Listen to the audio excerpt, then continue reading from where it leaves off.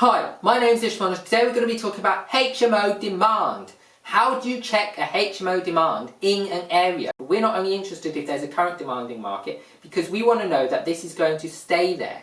So how do you predict whether there's going to be a future demand in the market? Well, one way is, if they've got an Article 4 in the area, you know Article 4 means they cannot bring more HMOs in the area, which means that there is a lot of HMOs in the area. It means if there's still a high demand, then the chances are the demand's going to stay the same, because demand doesn't normally decrease, it normally increases over time.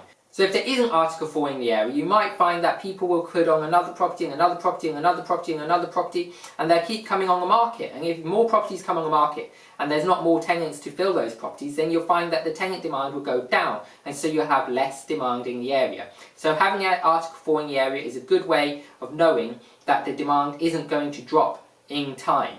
There is one crucial way you can find out if demand is going to drop in and over time, and you can ring up the university and find out if they're expanding or staying the same size. If you're going to university, find out hospitals if they're expanding or staying the same size, because if these are the markets you're going for, nurses, and you're going for students, then those respective industries, they will be able to tell you what's happening to the accommodation over time, and if there is an increasing demand or if the demand's dropping over time. Another way to find out is what's being built in the area. Now, some people say this is a good indication of there's a high demand. I know that it's a good indication of there's a high demand, but future demand might not be there. For example, in Plymouth, they have built the biggest building in the southwest of England, the tallest building in the southwest of England, right next to the university. When I say right next to the university, I mean the building is here, and then you've got two lanes, you've got a central reservation, you've got two lanes, and this is in a town, so these aren't big lanes, this is just high traffic because it's by a roundabout.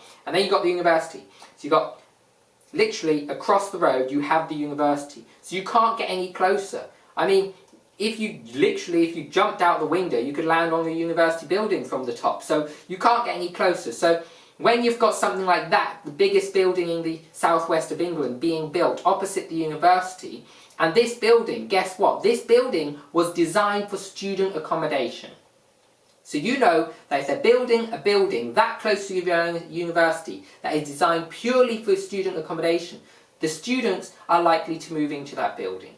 Yes, you might say, well, it's a different environment having a big block versus an individual house. It is. But when they go into this building, they know what they're getting, because every room is the same, every floor is the same, and they have options in this particular one, and most of the modern builds, they've got options for extras, such as, we might want to put a gym, there's a cinema room, there's a meeting room, there's a cafe. All these things are in this building. Yes, they're extras and you pay more, but they're all in this building.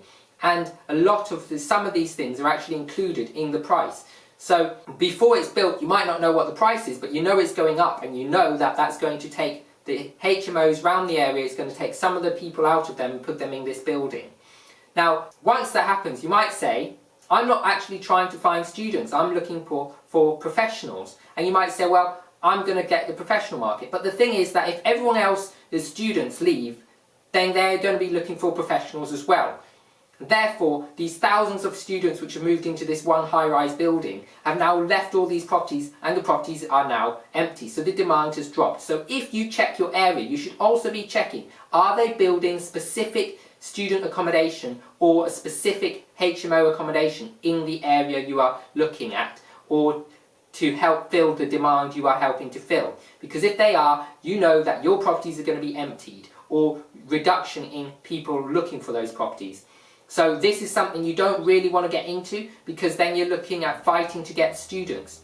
Another thing is, they might be doing one, they might be doing two, they might be doing them all over the town. So you need to look at what's happening in your town. The reason they've built this, and the reason it's being approved, and that the size of it's being approved, is because in Plymouth there is a shortage of housing in the centre areas, because most of them are turned into HMOs. So there's a high saturation of HMOs, which when the saturation gets too high, then you can't get general families, and the whole statistics of the city start changing. And the Plymouth Council has decided they want to change this. So you need to take this into consideration. What are the councils looking for? Do they want more housing for normal people, or do they want more student flats, or do they want more HMOs? What are they looking for? Do they want rooms? Do they want flats, or do they want houses? Those are the three categories. And if you know what they're looking for, then you can know what the market's going to be doing in the future, and you can know what you want to get into in the areas. If you like this video, subscribe to my channel, whack that bell notification icon to get notified of videos coming out each and every week.